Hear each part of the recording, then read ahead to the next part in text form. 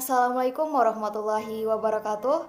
Perkenalkan, saya Sukma Mentari Lubis, NIM 190511098 dari kelas 2019B Program Studi Pendidikan Bahasa dan Sastra Indonesia Universitas Riau. Pada mata kuliah membaca dan menulis Arab Melayu, saya selaku penyaji kedua dari kelompok 2 akan memaparkan materi mengenai cara penulisan qaf dengan kaf pada suku kata tertutup. Terlebih dahulu, saya ucapkan terima kasih kepada Profesor Dr. Hajah Hasnah Faizah, ARMHum, selaku dosen pengampu mata kuliah membaca dan menulis Arab Melayu. Untuk pembahasan yang pertama, yakni apa itu suku kata tertutup. Untuk suku kata tertutup, yakni adalah suku kata yang diakhiri oleh konsonan dan biasanya terdiri atas abjad yang ganjil. Yang pertama adalah pemakaian qaf. Pemakaian qaf dipakai pada suku kata tertutup yang berbunyi ak, uk, ok, dek, dan dik. Jadi tidak semua suku kata tertutup itu memakai qaf. Ada kalanya dia memakai kaf dan ada kalanya dia memakai qaf. Nah, untuk pemakaian qaf ini hanya berlaku pada suku kata tertutup yang berbunyi ak, uk, ok, dek, dan dik. Pada suku kata tertutup yang berbunyi ak, ini memakai huruf qaf. Contohnya adalah kata nampak, tampak, tolak, bengkak, enak, dan jarak.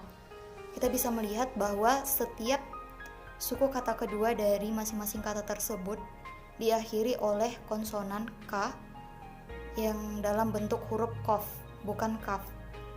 Karena pada setiap suku kata kedua dari masing-masing contoh kata tadi itu merupakan suku kata tertutup yang berbunyi ak. Untuk suku kata tertutup yang berbunyi uk, contohnya adalah kata buruk, handuk, kantuk, busuk, bentuk, dan peluk. Kita bisa lihat sendiri di layar bahwa kata buruk, handuk, kantuk, busuk, bentuk, dan peluk pada suku kata tertutup yakni terletak di suku kata kedua yang diakhiri dengan konsonan k memakai qaf, bukan kaf. Lalu untuk suku kata yang berbunyi ok juga memakai qaf. Contohnya yaitu jorok, rampok, lombok, sendok, rokok, dan mogok. Lalu untuk suku kata tertutup yang berbunyi dik juga memakai qaf. Contohnya udik, adik, didik, cerdik, tindik, dan hardik. Lalu suku kata tertutup yang berbunyi dek, ini juga memakai huruf qaf, yakni contohnya seperti kata pendek, ledek, mandek, geledek, gedek, dan sedek. Selanjutnya adalah pemakaian huruf kaf. Pada suku kata tertutup, tidak hanya memakai huruf qaf, tapi juga ada sebagian yang memakai huruf kaf. Nah, huruf kaf ini dipakai pada suku kata tertutup yang berbunyi ik dan ek. Contoh dari suku kata tertutup yang berbunyi ik itu seperti kata memekik dan kata tertarik.